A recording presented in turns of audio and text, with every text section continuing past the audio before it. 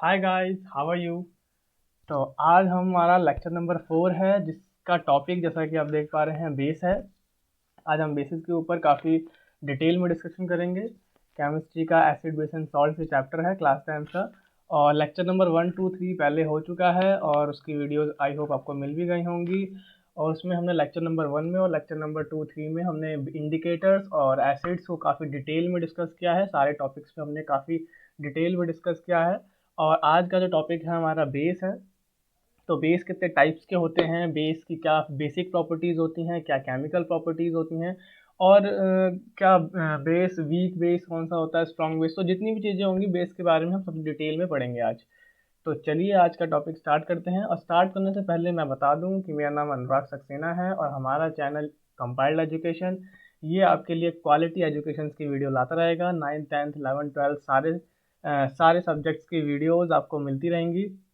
So please share and subscribe our channel. Thank you. And आज का जो हमारा टॉपिक है वो स्टार्ट करते हैं। तो बेसिस, तो बेस होते क्या हैं। तो बेस हमने एसिड्स पढ़े थे, उसके बाद ये बेस हैं। तो बेस क्या होते हैं, खट्टे, ओ सॉरी, जो एसिड्स होते हैं वो खट्टे होते हैं थे टेस्ट में, जबकि बेस जो होते हैं वो कड़वे होते हैं, बिटर इन टेस्ट होते हैं। बेसिस को और हम एसिड्स को दोनों को कंपेयर करते हुए चलेंगे, ताकि आपको एसिड्स आपने पढ़ लिए हैं और बेस आपको उसके कंपैरिजन में आपको ईजिली समझ में आते जाएं। अगर हम एसिड और बेस को कंपेयर करते हुए चलेंगे तो आपको ज़्यादा अच्छे से बेस समझ में आएगा। तो ज़्यादा नहीं है, ज़्यादातर चीज़ें जो उसकी इसमें थी एसिड्स में थी, जस्ट उसकी अपोजिट बेस में है, वाइस वर्सा है। तो देखते हैं हम क्या है इसकी definition. Bases are bitter in taste, turn red litmus to blue and give hydroxides ions. तो क्या करते हैं, जो बेस होते हैं वो बिटर होते हैं टेस्ट में और रेड लिटमस पेपर को ब्लू में कन्वर्ट करते हैं। हमने लिटमस पेपर पढ़ा हुआ है, क्या होता है, इंडिकेटर्स वाले लेक्चर नंबर 1 में काफ़ी डिटेल में हमने लिटमस पढ़ा हुआ है। और जो रेड लिटमस पेपर को ब्लू में कन्वर्ट करते हैं, अगर ब्लू लिटमस है तो ब्लू में ही रहेगा, कोई कलर चेंज नहीं होगा। अगर लिटमस पेपर हमने रेड लिया है, दो तरह के लिटमस पेपर होते हैं, red litmus paper and blue litmus paper. अगर हमने ब्लू लिटमस पेपर ब्लू लिया है तो कोई चेंज नहीं आएगा, लेकिन अगर लिटमस पेपर हमने रेड लिया है तो ब्लू कलर का चेंज आएगा। और ये क्या करता है, हाइड्रोक्साइड आयन रिलीज करता है एक्वस सॉल्यूशन में, बेस। जबकि हमने एसिड में पढ़ा था कि वो H plus ion, hydrogen ion release करता है एक्वस सॉल्यूशन में। तो यहाँ पर ऐसा नहीं है, यहाँ पर हाइड्रोक्साइड आयन जो है OH माइनस आयन रिलीज करता है बेस एक्वस सॉल्यूशन में। एग्जाम्पल्स देख लेते हैं।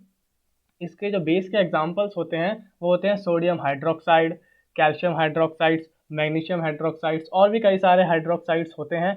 क्योंकि ये इसमें हमने आपको बताया हाइड्रोक्साइड आयन रिलीज करता है, इसलिए हाइड्रोक्साइड कॉमन होता है तो सारे बेस में, इसलिए। और भी कई सारे एग्जाम्पल्स हैं जो हम धीरे धीरे आगे इस वाले लेक्चर में पढ़ेंगे, एक एक करके सारे पढ़ते जाएंगे। हाइड्रोक्साइड सोडियम हाइड्रोक्साइड NaOH है इसका molecular formula. Calcium hydroxide CaOH का होल ट्वाइस है इसका मॉलिक्यूलर फॉर्मूला। उसके बाद हम प्रॉपर्टीज़ देखते हैं कि बेसिक प्रॉपर्टीज़ क्या होती हैं बेस की। ये बेस की हमने जो ऊपर पढ़ा वो डिफाइन थी, डेफिनेशन थी थोड़ी सी सिंपल सी, कि bases are bitter in taste, turn red litmus blue and give hydroxide ion in aqueous solution. Aqueous solution में वो, जब हम कभी भी एक्वस सॉल्यूशन होता है, जब भी हम किसी बेस को वाटर के साथ ऐड करते हैं तो एक्वस सॉल्यूशन बन जाता है, तो उस एक्वस सॉल्यूशन में वो हाइड्रोक्साइड आयन रिलीज करता है।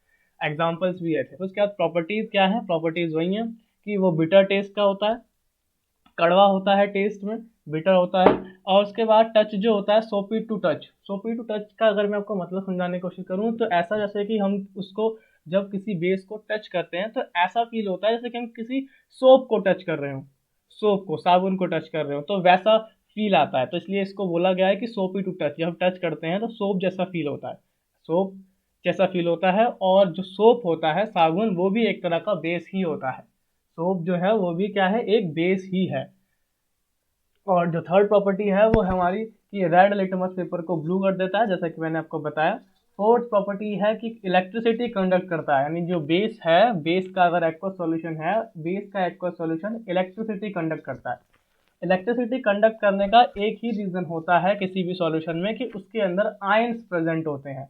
अब वो आयंस कुछ भी हो सकते हैं, जैसे कि एसिड्स वाले केस में हमने पढ़ा था, तो एसिड्स वाले केस में वो आयंस H प्लस आयंस थे, हाइड्रोजन आयंस थे। जबकि यहाँ पर OH माइनस आयंस प्रेजेंट है, यानी हाइड्रोक्साइड्स आयन प्रेजेंट है। तो इलेक्ट्रिसिटी कंडक्ट करने के लिए कुछ ना कुछ आयंस प्रेजेंट होने जरूरी है सॉल्यूशंस में। अगर आयंस प्रेजेंट हैं तो इलेक्ट्रिसिटी कंडक्ट करती है। और फिफ्थ प्रॉपर्टी जो है बेस की वो यही है कि वो रिलीज करते हैं OH माइनस आयंस रिलीज करते हैं एक्वस सॉल्यूशन में। अब ये OH आयन OH माइनस होता है, H प्लस होता है, आपके मन में आ रहा होगा कि वहाँ पर जो होता है वो पॉजिटिव चार्ज था या नेगेटिव चार्ज है। तो ये वो कैटायन था और ये एनायन है। अब ये होता क्या है, पॉजिटिव चार्ज और नेगेटिव चार्ज कैसे आता है, ये हमने 9th क्लास में पढ़ा है। 9th क्लास की जो आई थिंक केमिस्ट्री का 2nd और 3rd चैप्टर है, एटम एंड मॉलिक्यूल्स, उस वाले चैप्टर में हमने पढ़ा है कि जब कभी दो एलिमेंट्स के एटम को हम कंबाइन करते हैं, एक कंपाउंड फॉर्म करते हैं, तो कैसे पॉजिटिव चार्ज नेगेटिव चार्ज आता है और उसको फिर हम कैसे उसकी वैलेंसीज वगैरह इक्वल करके कंपाउंड बनाते हैं। तो वो 9th क्लास में है। आई होप कि वो आपको आता होगा। अगर नहीं आता है तो वो 9th की वीडियोस भी मैं उस पर बनाऊंगा, 9th क्लास की सारी वीडियोस, तो आप उसमें देख लीजिएगा, आपको पता चल जाएगा। तो अभी के लिए आप इतना याद रखिए कि वहाँ पर H प्लस आयन रिलीज होता था, यहाँ पर OH माइनस आयन रिलीज होगा। OH minus ion hydroxide ion है। बेस की सबसे 5 जो बेसिक प्रॉपर्टीज हैं वो सबसे यही हैं, सारी यही हैं कि वो बिटर टेस्ट की होती हैं, सोपी टू टच होती हैं, रेड लिटमस पेपर को ब्लू में कन्वर्ट कर देती हैं, बेस सॉल्यूशन, और बेस सॉल्यूशन हमारा कंडक्ट इलेक्ट्रिसिटी यानी इलेक्ट्रिसिटी कंडक्ट करता है और रिलीज करता है OH माइनस आयंस रिलीज करता है एक्वस सॉल्यूशन में।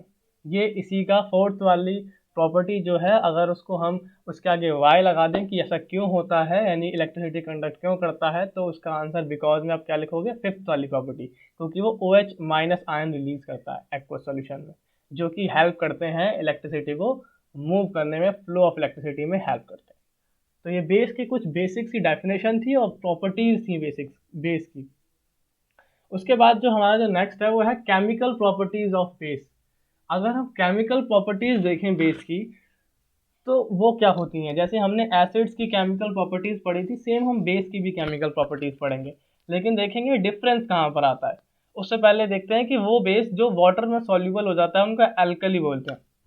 तो कहीं कहीं आपको बेस का दूसरा नाम एल्कली भी दिखाई देगा कि एल्कली वो भी वही है, एल्कली भी बेस ही होता है, लेकिन बेस वो वाले बेस जो वाटर में सॉल्यूबल होते हैं। अगर वो बेस जो वाटर में सॉल्यूबल नहीं है वो एज अ बेस एक्ट करेंगे भी नहीं, क्योंकि अगर वो वाटर में सॉल्यूबल नहीं है तो OH माइनस आयंस रिलीज नहीं करेंगे, जिससे वो अपना बेसिक कैरेक्टर शो नहीं कर पाएंगे। तो सिंपल सी बात यह है कि बेस का एक दूसरा नाम ये होता है कि उसका हम एल्कली भी बोलते हैं। तो कई बुक्स में एल्कली भी लिखा होता है और कई बुक में बेस भी है। तो आप कंफ्यूज मत होइए कि एल्कली क्या है, एक नया जो टर्म मिली है आपको एल्कली, वो क्या है, एल्कली कुछ नहीं है, बेस का दूसरा नाम है। ओके, तो केमिकल प्रॉपर्टीज हम डिस्कस कर रहे थे। केमिकल प्रॉपर्टीज जो है बेस की, जैसे हमने स्टार्ट करा था एसिड्स में वैसे ही हम बेस में भी करेंगे कि बेस की फर्स्ट केमिकल प्रॉपर्टी है मेटल के साथ। जब कभी भी बेस जो है वो मेटल के साथ अगर रिएक्ट करता है तो salt plus hydrogen gas release करता है, सॉल्ट फॉर्म करता है, हाइड्रोजन गैस रिलीज करता है। प्रोडक्ट जो मिलता है वो सॉल्ट और हाइड्रोजन मिलता है। ये मैंने बॉक्स में आपको बेसिक जो इक्वेशन है वो दिखाने की कोशिश करी है कि बेस को अगर हमने मेटल, कोई भी मेटल हो, किसी भी मेटल को और किसी भी बेस को अगर हम रिएक्ट करवाएंगे तो प्रोडक्ट में हमें जो मिलेगा वो एक सॉल्ट मिलेगा, एक सॉल्ट बनेगा और साथ में हाइड्रोजन गैस रिलीज होगी। ओके, इसका एग्जाम्पल देख लेते हैं। एग्जाम्पल है NaOH, जो कि हमने एक एक्वस सॉल्यूशन लिया हुआ है। NaOH एक सोडियम हाइड्रोक्साइड, एक कॉमन बेस है। और फिर जैडन लिया है, जैडन मतलब जिंक जो है वो एक सॉलिड है, मेटल लिया है हमने। इससे हमने क्या करा है, इन दोनों की रिएक्शन करवाई। इन दोनों की जब रिएक्शन कराई तो हमारे को जो प्रोडक्ट मिलेगा वो मिलेगा सोडियम जिंकेट। इसे हम सोडियम जिंकेट बोलते हैं। सोडियम जिंकेट Na2ZnO2 बनेगा। Na2ZnO2, ये एक एक्वस सॉल्यूशन में NaOH के साथ अगर हम जिंक को यानी एक मेटल को रिएक्ट कराएंगे तो एक सॉल्ट बनेगा और हाइड्रोजन गैस रिलीज होगी। अगर हम NaOH और Zn को आपस में रिएक्ट कराएंगे तो हाइड्रोजन जो गैस का प्रोडक्ट बनेगा, अगर हम हाइड्रोजन को अलग निकाल लें तो उसके अलावा जितना भी जो एटम्स होते हैं वो सारे कंबाइन होकर एक अलग सा सॉल्ट बनाते हैं। यहाँ पर वो सॉल्ट का नाम है सोडियम जिंकेट, यानी Na2ZnO2, जो कि एक्वस सॉल्यूशन में प्रेजेंट होगा वो सॉल्ट, और सोडियम गैस जो है वो अलग से गैस रिलीज हो जाएगी।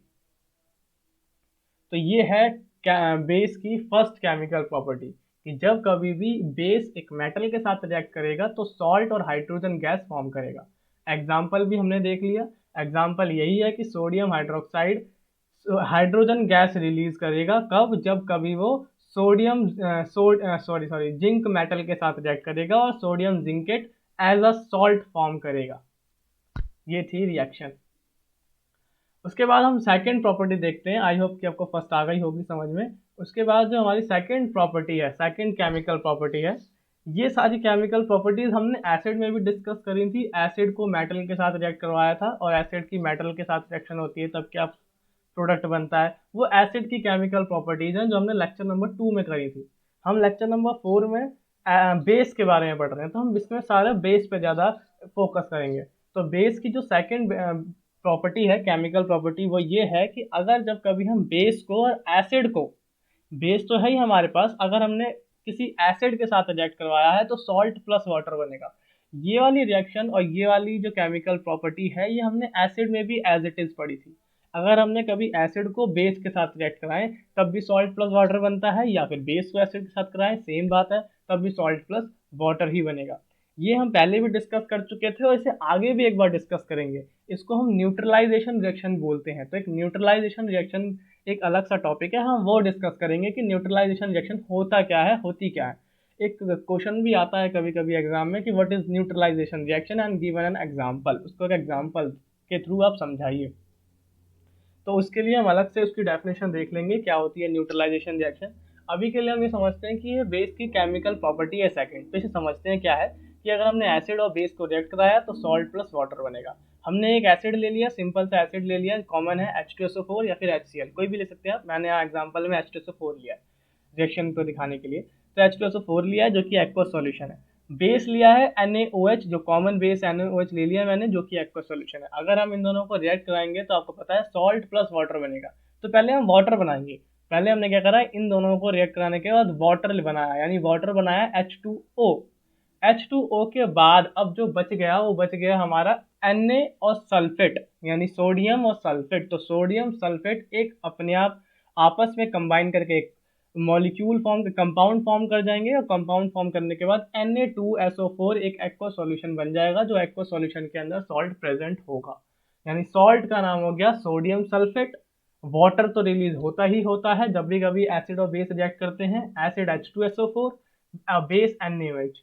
Na ने सल्फेट के साथ, Na सोडियम ने सल्फेट यानी SO4 के साथ रिएक्शन करी, अपने एलिमेंट्स अपने एटम जो थे, Na का एटम और SO4 के एटम्स के बीच में इलेक्ट्रॉन शेयरिंग हुई और एक बॉन्ड बना और एक कंपाउंड बन गया जिसका नाम था सोडियम और सल्फेट। सल्फेट जो H2SO4 में प्रेजेंट है, सल्फ्यूरिक एसिड में प्रेजेंट है SO4, Na और SO4 ने आपस में एक कंपाउंड बनाया जिसका नाम है Na2SO4, सोडियम सल्फेट। अब जो H2 और इधर से H2 बच गया यानी हाइड्रोजन, और उधर से OH बच गया NaOH से जो कि हाइड्रोक्साइड, दोनों ने मिलकर क्या बनाया, वाटर बनाया। यानी इधर से OH और उधर से H2 दोनों ने मिलकर क्या बनाया, वाटर बनाया। तो ये बन गया वाटर। यानी जब कभी भी सोडियम हाइड्रोक्साइड को अगर हम सल्फ्यूरिक एसिड के साथ रिएक्ट करेंगे, सोडियम हाइड्रोक्साइड एक बेस है, सल्फ्यूरिक एसिड एक एसिड है, उनको अगर हम आपस में रिएक्ट कराएंगे तो एक सॉल्ट बनेगा जिसका नाम होगा सोडियम सल्फेट Na2SO4 और एक वाटर फॉर्म होगा। और वाटर तो हमेशा फॉर्म होगा ही, और सॉल्ट जो है वो चेंज होता जाएगा अकॉर्डिंग टू रिएक्टेंट्स, कि हमने रिएक्टेंट्स में कौन सा एसिड और कौन सा बेस लिया है। ओके, तो ये सेकंड प्रॉपर्टी थी। अब हम थर्ड प्रॉपर्टी देखते हैं कि बेस की थर्ड प्रॉपर्टी कौन सी है। थर्ड प्रॉपर्टी ये है कि अगर हम जब कभी बेस को किसी भी नॉन मेटल ऑक्साइड्स के साथ रिएक्ट कराते हैं, नॉन मेटल ऑक्साइड्स, उस तब हमें जो प्रोडक्ट मिलता है वो प्रोडक्ट मिलता है सॉल्ट प्लस वाटर। अगर हम कभी किसी बेस को नॉन मेटल ऑक्साइड्स, ध्यान रखिएगा, नॉन मेटल ऑक्साइड्स के साथ रिएक्शन कराई है तो सॉल्ट प्लस वाटर बना है। मैंने ये बॉक्स में करके आपको दिखाने की कोशिश करी है। थर्ड जो हमारी केमिकल प्रॉपर्टी है बेस की वो यही है कि अगर हम बेस को नॉन मेटल ऑक्साइड के साथ करेंगे तो सॉल्ट प्लस वाटर बनेगा। इसका एक रिएक्शन देख लेते हैं क्योंकि हमें रिएक्शन एग्जाम्पल से ज़्यादा अच्छे से समझ में आता है, वो देखते हैं। तो अगर एग्जाम्पल देखें तो हमने क्या करा, एक बेस लिया, बेस को हमने यूज़ करा है नॉन मेटल ऑक्साइड। कार्बन एक नॉन मेटल है और कार्बन का ऑक्साइड लिया है, यानी कार्बन डाइऑक्साइड हमने एक एग्जाम्पल लिया है, यानी का नॉन मेटल ऑक्साइड का एक एग्जाम्पल हमने कार्बन डाइऑक्साइड उसको यूज़ करा है यहाँ पर। तो हमने NaOH लिया और कार्बन डाइऑक्साइड ली, दोनों की रिएक्शन कराई। NaOH बेस है, कार्बन डाइऑक्साइड एक नॉन मेटल ऑक्साइड है, दोनों का हमने रिएक्शन कराई। तो हमें पता है सॉल्ट बनेगा और वाटर बनेगा, जैसा कि हमने देखा थर्ड प्रॉपर्टी में कि सॉल्ट बनेगा और वाटर बनेगा, यानी हम पहले वाटर बना देते हैं। हमने रिएक्शन क्या करी, रिएक्शन करी और हमने वाटर लिख दिया वहाँ पे कि H2O तो बनेगा ही बनेगा। H2O बनेगा कैसे कि NaOH का OH और CO2 का O, ये दोनों मिलकर क्या बनाएंगे, एक अपने इलेक्ट्रॉन शेयर करेंगे और अपना एक अलग कंपाउंड बनाएंगे वाटर यानी H2O। इसके अलावा क्या बच जाता है, इधर NaOH से Na रिमेन रह गया जिसने रिएक्शन नहीं हुई है अभी, और CO2 से CO रह गया, और इन दोनों की अगर हम रिएक्शन करवाते हैं तो हमारा Na2CO3 बनता है। Na2CO3 बनता है कंपाउंड जिसका नाम है सोडियम कार्बोनेट। सोडियम कार्बोनेट यहाँ पर एक सॉल्ट है, H2O वाटर है, कार्बन डाइऑक्साइड जो है हमारा वो नॉन मेटल ऑक्साइड है, और NaOH सोडियम हाइड्रोक्साइड एक बेस है। तो हमने सोडियम हाइड्रोक्साइड को non metal oxide carbon dioxide से रिएक्शन कराई है, सॉल्ट प्लस वाटर बना। सॉल्ट अब की बार जो बना है वो हमारा सोडियम कार्बोनेट बना है, Na2CO3। ठीक है, तो यानी इसका मतलब ये है कि sodium hydroxide gives sodium carbonate and water when it reacts with carbon dioxide. यही मैंने आपको बात समझाई है। एक और चीज कि जो हमने अभी देखा कि इससे थर्ड वाली जो हमारी केमिकल प्रॉपर्टी थी वो देखी कि बेस और नॉन मेटल मिलकर सॉल्ट प्लस वाटर बनाते हैं। अगर हम सेकंड वाली पे थोड़ा सा फोकस करें, सेकंड वाली जो केमिकल रिएक्शन है उसमें एसिड प्लस बेस बनकर सॉल्ट प्लस वाटर बनाते हैं। सेम प्रोडक्ट आ रहा है दोनों साइड, यानी जब भी हमने एसिड बेस को करा तब भी सॉल्ट वाटर, बेस और नॉन मेटल ऑक्साइड्स को करा तब भी सॉल्ट वाटर। इसका मतलब ये है कि यहाँ पर जो नॉन थर्ड वाली जो केमिकल प्रॉपर्टी है उसमें जो नॉन मेटल ऑक्साइड्स हैं वो एज अ एसिड एक्ट करते हैं, यानी जितने भी नॉन मेटल ऑक्साइड्स होते हैं उनका एसिडिक बिहेवियर होता है, एसिडिक कैरेक्टर होता है, वो एक एसिडिक नेचर के होते हैं नॉन मेटल ऑक्साइड्स। इसी वजह से बेस जो है वो नॉन मेटल ऑक्साइड्स के साथ सॉल्ट प्लस वाटर बनाता है। ये क्वेश्चन पूछ लिया जाता है बोर्ड में कि बेस जो है वो नॉन मेटल ऑक्साइड्स के साथ मिलकर सॉल्ट प्लस वाटर कैसे बनाता है, क्योंकि नॉन मेटल ऑक्साइड्स जो हैं वो एक एसिडिक नेचर के होते हैं, और हमें पता है कि एसिड जब भी कभी बेस के साथ रिएक्शन करता है तो सॉल्ट प्लस वाटर ही बनाता है। तो यही लिखा है मैंने इसमें नीचे एक्सप्लेनेशन दी है आपको कि non metal oxides acidic nature के होते हैं, carbon dioxide non metal oxide है, और कार्बन डाइऑक्साइड जब वाटर में डिजॉल्व हो जाएगा तो एक कार्बोनिक एसिड देगा। यानी हमने कार्बन डाइऑक्साइड को क्या करा, जो कि कार्बन डाइऑक्साइड अभी नॉन मेटल ऑक्साइड ही है, लेकिन हमने उसको जब वाटर में डिजॉल्व करते हैं तो एक हमें कार्बोनिक एसिड मिलता है। वो कार्बोनिक एसिड बेस के साथ रिएक्शन करके सॉल्ट प्लस वाटर बनाता है। तो ये होती है इस रिएक्शन के पीछे की कहानी। इसीलिए जब बेस जो है वो नॉन मेटल ऑक्साइड बनाता है या फिर न्यूट्रलाइजेशन रिएक्शन होती है तो दोनों में रिजल्ट सेम आता है, सॉल्ट प्लस वाटर। सेकंड वाली में भी और थर्ड वाली में भी, सेकंड और थर्ड दोनों प्रॉपर्टी में सेम रिजल्ट इसी वजह से आता है। उसके बाद जो हमारा बेस जो था, बेस की केमिकल प्रॉपर्टीज खत्म हो गई हैं और बेस की बेसिक प्रॉपर्टीज भी हो चुकी। बेस की बेसिक प्रॉपर्टीज ये थी, केमिकल प्रॉपर्टीज हमने फर्स्ट भी देख ली, सेकंड भी देख ली, थर्ड भी देख ली। थर्ड है मतलब तीन ही आपकी जो बेसिक और कॉमन जो है केमिकल प्रॉपर्टीज वो तीन ही है, लेकिन आपको बुक्स में और भी बहुत सारी मिल जाएंगी, लेकिन उनका ज़्यादा यूज़ नहीं है तो मैं आपको इसलिए नहीं बता रहा हूँ। उसके बाद जो हमारे बेस हैं, हमने ये टॉपिक उस एसिड्स में भी पढ़ा था, हालांकि हम सारे ही टॉपिक जो है वो एसिड्स में भी पढ़े हैं, हमने वही टॉपिक हम यहाँ भी पढ़ रहे हैं। वहाँ हमने पढ़ा था कि स्ट्रॉन्ग एसिड कौन सा होता है और वीक एसिड कौन सा होता है। यहाँ पर हम पढ़ रहे हैं स्ट्रॉन्ग बेस कौन सा है और वीक बेस कौन सा है, इनमें क्या डिफरेंस है। डिफरेंस कुछ नहीं है, सेम वही डेफिनेशन है, सेम डेफिनेशन है, बस थोड़ी सी प्रॉब्लम ये चेंज ये है कि वहाँ पर H प्लस आयंस रिलीज होते थे, यहाँ पर OH माइनस आयंस रिलीज होंगे, सेम वही है।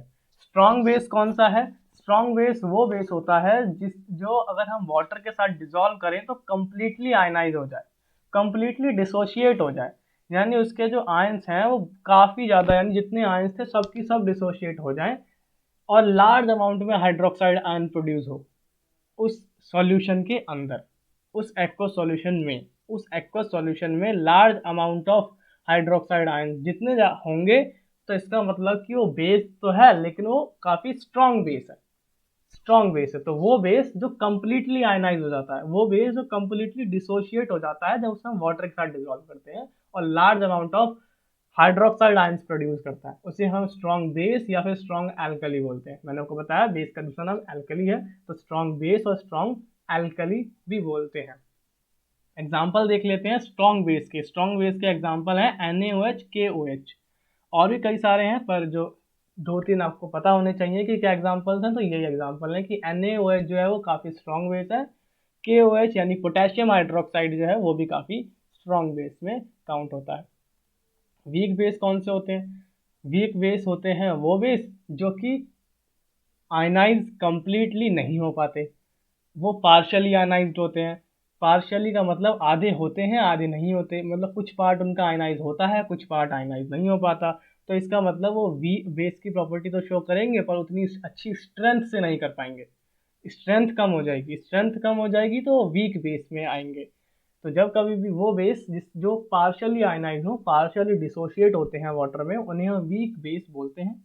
और बहुत कम अमाउंट ये हाइड्रोक्साइड आयंस प्रोड्यूस करते हैं, फॉर्म करते हैं वाटर में, एक्वस सॉल्यूशन में, तो इस वजह से इन्हें हम वीक बेस बोलते हैं। वीक बेस के एग्जांपल हैं NH4OH, अमोनियम हाइड्रोक्साइड होता है इसका जो नेम है, वो मैं लिखना भूल गया, आप लिख लीजिएगा।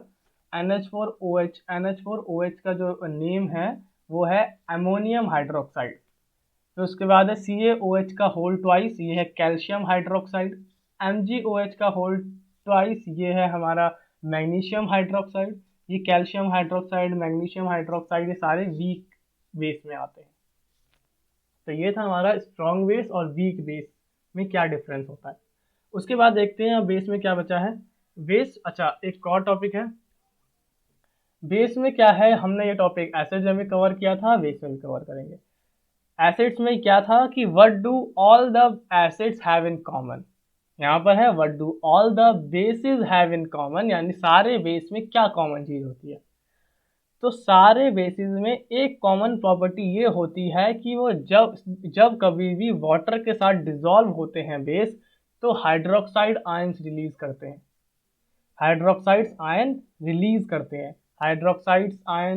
करते हैं, या फिर जो उनके एटम्स होते हैं वो डिसोशिएट हो जाते हैं जब हम उसे डिसॉल्व करते हैं वाटर के साथ।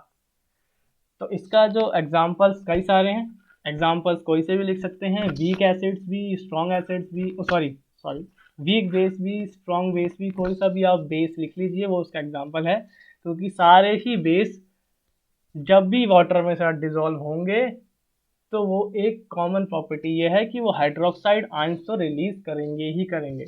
अगर वो कम करते हैं तो उनकी स्ट्रेंथ कम हो जाएगी, वो वीक बेस में काउंट होंगे। अगर वो ज़्यादा large number of hydroxide ions produce करते हैं तो उनकी स्ट्रेंथ अच्छी होगी, उस बेस की स्ट्रेंथ ज़्यादा होगी और वो स्ट्रॉन्ग बेस में काउंट होंगे।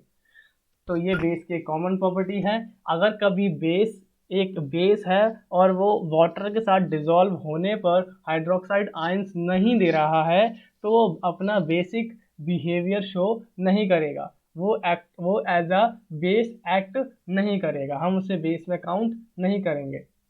ओके, तो ये थी उसकी कॉमन प्रॉपर्टी। और देखते हैं क्या है इसके बारे में कि this property of basis is stored is basic behaviour, जो मैं आपको बता चुका हूँ। NaOH, इसका एक एग्जांपल देख लेते हैं। हमने NaOH जो कॉमन जो बेस है हमारा सोडियम हाइड्रोक्साइड अभी सॉलिड है, हमने क्या करा, इसको वाटर के साथ डिसॉल्व किया। जब हम इसको वाटर के साथ डिसॉल्व करेंगे तो हमारे को आयंस मिलेंगे, एक सोडियम आयन मिलेगा, एक हाइड्रोक्साइड आयन मिलेगा। सोडियम आयन जो है वो Na+, हाइड्रोक्साइड आयन OH-, दोनों की दोनों एक्वस सॉल्यूशन यानी वाटर में होंगे, प्रेजेंट होंगे। तो ये आयंस फॉर्म होते हैं। Na की जगह कुछ और भी हो सकता है। जैसे फॉर एग्जांपल हम अभी यहाँ पर NaOH नहीं लेते, सोडियम हाइड्रोक्साइड नहीं लेते, हम दूसरा लेते हैं, हम लेते हैं MgOH का होल ट्वाइस यानी मैग्नीशियम हाइड्रोक्साइड लेते हैं। जब हम मैग्नीशियम हाइड्रोक्साइड लेंगे तो OH तो प्रोड्यूस होगा ही होगा, वो तो है, वो कहीं नहीं जाएगा, यानी OH क्योंकि बेस है तो OH आयंस तो रिलीज होंगे ही वाटर में, एक्वस सॉल्यूशन में, तो OH ion, OH minus ion present produce होगा। साथ ही साथ Mg2+, Mg के ऊपर 2+ वैलेंसी आती है, तो Mg2+V यानी मैग्नीशियम आयन भी उसमें एक्वस सॉल्यूशन में प्रोड्यूस होगा। यानी इसका मतलब ये होता है कि Na और OH क्या होगा, डिसोशिएट हो गए, आयनाइज हो गए हैं। व्हेन सोडियम हाइड्रोक्साइड, जब कभी भी सोडियम हाइड्रोक्साइड को वाटर के साथ डिजोल्व करेंगे, वो लाइन लिखी हुई है मैंने नीचे, वही है कि वो डिसोशिएट हो जाएंगे हाइड्रोक्साइड आयन और सोडियम आयन में। तो ये एक कॉमन प्रॉपर्टी है सारे बेसिस की। ओके, तो नेक्स्ट देखते हैं क्या है इसमें। इसके बाद है न्यूट्रलाइजेशन रिएक्शन। हाँ, ये जो टॉपिक है ये इसकी बात मैं एसिड के साथ भी कर रहा, जब हमने एसिड की केमिकल प्रॉपर्टीज पढ़ी थी मैंने आपको तब भी बताया था, और बेस के साथ अभी कुछ देर पहले हमने इसकी केमिकल प्रॉपर्टीज पढ़ी थी, सेकेंड केमिकल प्रॉपर्टी थी आई थिंक बेस की, तब भी मैंने आपको बताया था न्यूट्रलाइजेशन रिएक्शन। न्यूट्रलाइजेशन रिएक्शन क्या होती है, जब कभी एसिड एंड बेस आपस में रिएक्ट करते हैं और एक सॉल्ट और वाटर फॉर्म करते हैं। जब कभी भी एसिड और बेस आपस में मिलकर एक सॉल्ट और वाटर फॉर्म करते हैं, इस वाली रिएक्शन को न्यूट्रलाइजेशन रिएक्शन बोलते हैं। अब ऐसा बोलते क्यों है न्यूट्रलाइजेशन रिएक्शन? न्यूट्रलाइजेशन रिएक्शन इसलिए बोलते हैं क्योंकि एसिड के पास H+ आयंस प्रेजेंट होते हैं एक्वस सॉल्यूशन में, बेस के पास OH- आयंस प्रेजेंट होते हैं एक्वस सॉल्यूशन में। दोनों एक दूसरे को कंपनसेट कर देते हैं, कंपनसेट बोलो या फिर न्यूट्रलाइज कर देते हैं। यानी अब अगर जब दोनों आपस में मिल जाएंगे तो जो नया सॉल्यूशन बनाएगा, एक हमने एक्वस सॉल्यूशन लिया एसिड का, एक हमने एक्वस सॉल्यूशन लिया बेस का, दोनों को हमने क्या करा, ऐड करा, मतलब उनकी रिएक्शन कराई दोनों को साथ में, और एक नया प्रोडक्ट मिलेगा। वो प्रोडक्ट का अगर हम नेचर चेक करेंगे तो ना ही तो वो एसिड होगा और ना ही तो वो बेस होगा, क्योंकि वो एक दूसरे को न्यूट्रलाइज कर देते हैं। तो इसमें लिखा है an acid neutralise a base when they react with each other and respective salt and water are formed. यही मैंने आपको बात बताई है अभी। उसके बाद इसकी डेफिनेशन, न्यूट्रलाइजेशन रिएक्शन की डेफिनेशन ये है जो आपको एग्जाम में लिखनी है, the reaction between acid and base both neutralise each other, hence it is also known as neutralisation reaction. यानी एसिड और बेस एक दूसरे को, जब भी रिएक्शन होती है उनके बीच, वो एक दूसरे को न्यूट्रलाइज कर देते हैं और एक न्यूट्रलाइजेशन रिएक्शन इसको बोलते हैं। एग्जाम्पल देखते हैं, उससे ज़्यादा क्लियर होगी चीज़ें।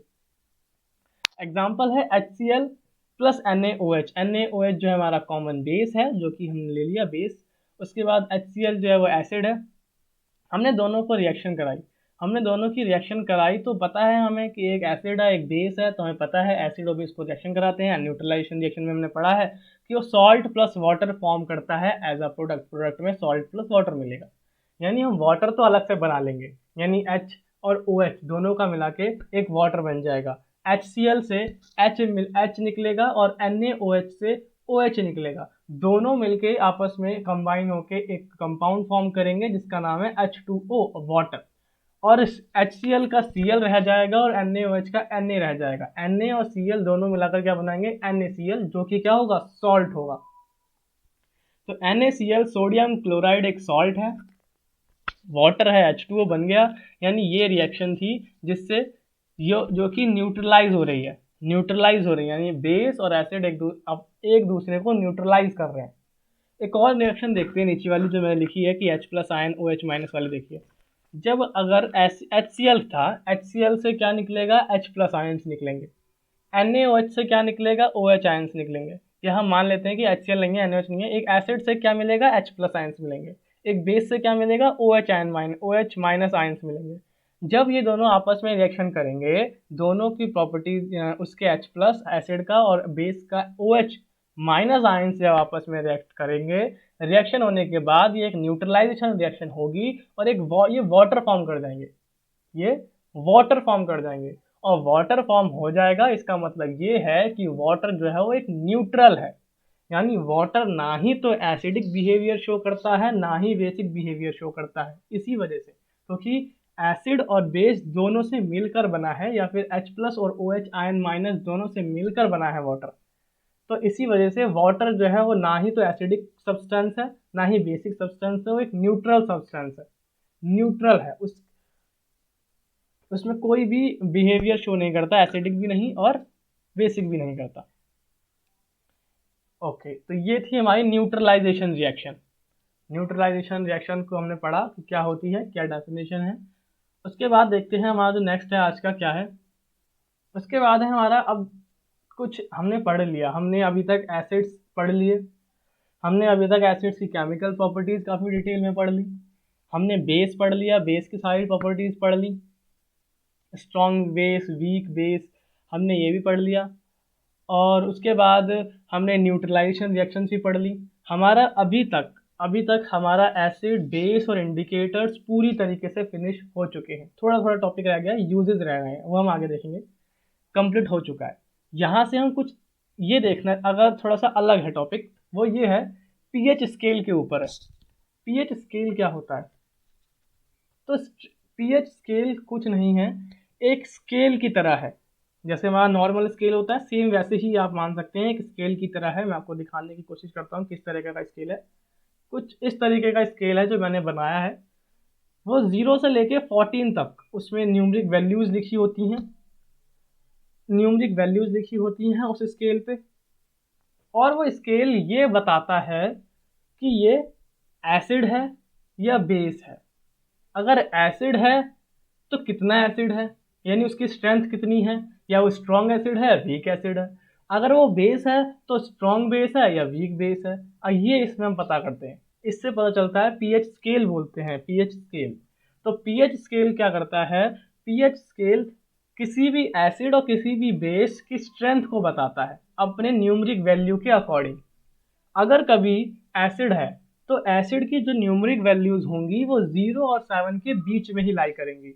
इसलिए मैं लिखा है एसिड्स के लिए, acids have a pH value, यानी एसिड्स की पीएच वैल्यू होती है लेस देन 7, यानी 0 और 7 के बीच में ही लाई करेंगी। तो वो एसिड्स, अगर कोई एक, तो वो एसिड सब्सटेंस होगा। अगर पीएच वैल्यू जितनी कम होती जाएगी उतना सॉल्यूशन एसिडिक होता चला जाएगा। ये बात ध्यान रखिएगा, जितना पीएच वैल्यू लो होती जाएगी उतना एसिडिक बिहेवियर और एसिडिक सॉल्यूशन, एसिडिक नेचर उसका बढ़ता चला जाएगा। अगर सेम उसका वाइस वर्सा है बेसिस के केस में, उल्टा है, अपोजिट क्या है कि अगर कभी पीएच वैल्यू जो है वो 7 से बढ़ती चली जाएगी या 7 से ज़्यादा होती चली जाएगी, तो बेसिक प्रॉपर्टीज, बेसिक नेचर जो होगा उस सॉल्यूशन का या वो बढ़ता चला जाएगा। यानी जितनी ज़्यादा पीएच वैल्यू उतना ज़्यादा बेसिक, जितनी कम पीएच वैल्यू उतना ज़्यादा एसिडिक। ये ध्यान रखिएगा। अगर 7 है, अगर ना ही तो वो 0 और 7 के बीच में भी नहीं है और 7 से 14 के बीच में भी नहीं है, एग्जैक्ट 7 नंबर पर अगर किसी की पीएच वैल्यू है, तो इसका मतलब ये है कि वो सब्सटेंस ना ही तो एसिड है और ना ही बेस है। वो 7 यानी एग्जैक्टली 7 का मतलब ये है कि वो सब्सटेंस न्यूट्रल है। ये पीएच स्केल हमें ये बताता है।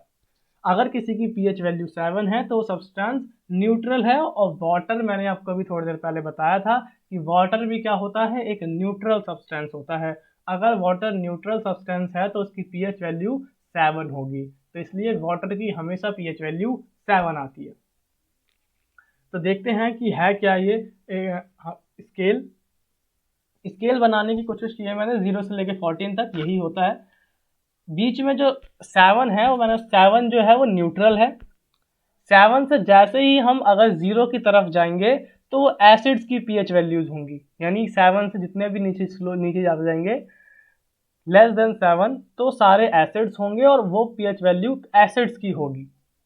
अगर जैसे ही हम 7 से ऊपर जाना स्टार्ट करेंगे, मोर देन 7 टू 14, वो सारी पीएच वैल्यूज बेस की होंगी, यानी 7 से लेकर 14 तक सारे बेस उसी में लाई करते हैं। तो सारी बेस की जो पीएच वैल्यूज हैं वो 7 से लेकर 14 तक होंगी। ओके, अब जैसे जैसे एसिड की बात करते हैं पहले, तो जैसे जैसे पीएच की जो वैल्यू है, यानी पीएच स्केल की जो वैल्यू है वो डिक्रीज होती चली जाएगी 7 से 6, 6 से 5, 5 से 4, 4 से 3, 3 से 2, 2 से 1, 1 से 0, ऐसे डिक्रीज होती चली जाएगी।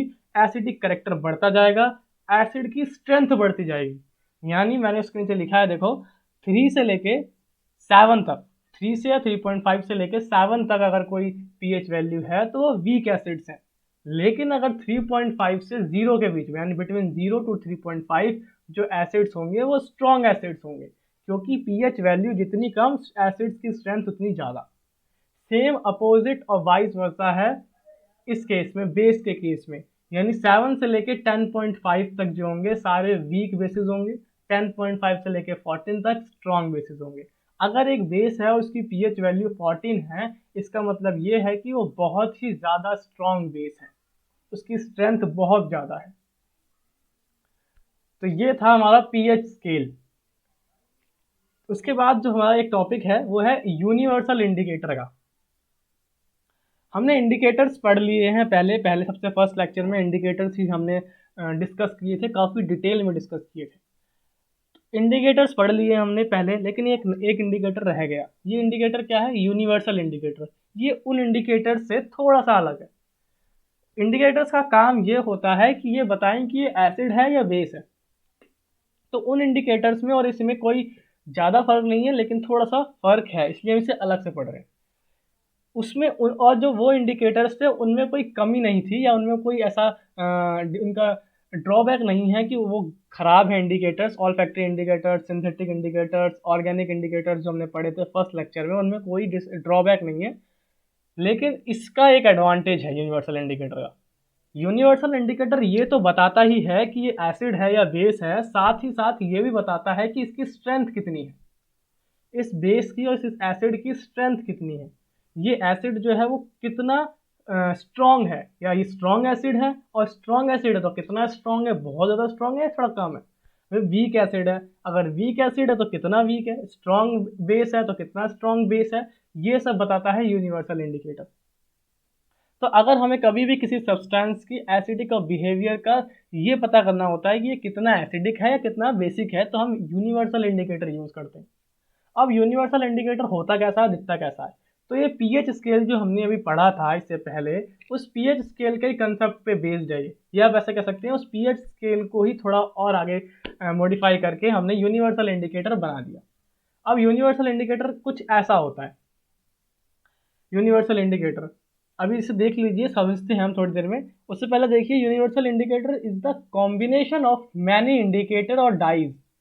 जो यूनिवर्सल इंडिकेटर बनाया जाता है वो कई सारे इंडिकेटर्स को आपस में जोड़कर बनाया जाता है, या फिर उस यूनिवर्सल इंडिकेटर पे बहुत अलग अलग तरह की डाइज लगाई जाती है। डाई क्यों लगाते हैं? ताकि वो कलर शो कर सके, अलग अलग कलर शो कर सके। जैसा कि नेक्स्ट वाली जो हमारा यूनिवर्सल इंडिकेटर है, इसमें देखिए हर एक 1 से लेके 14 तक, 1 से लेके 14 तक रेड, पिंक, ऑरेंज, अलग अलग अलग अलग, वॉयलेट पर्पल तक सारे के सारे अलग अलग कलर्स हैं।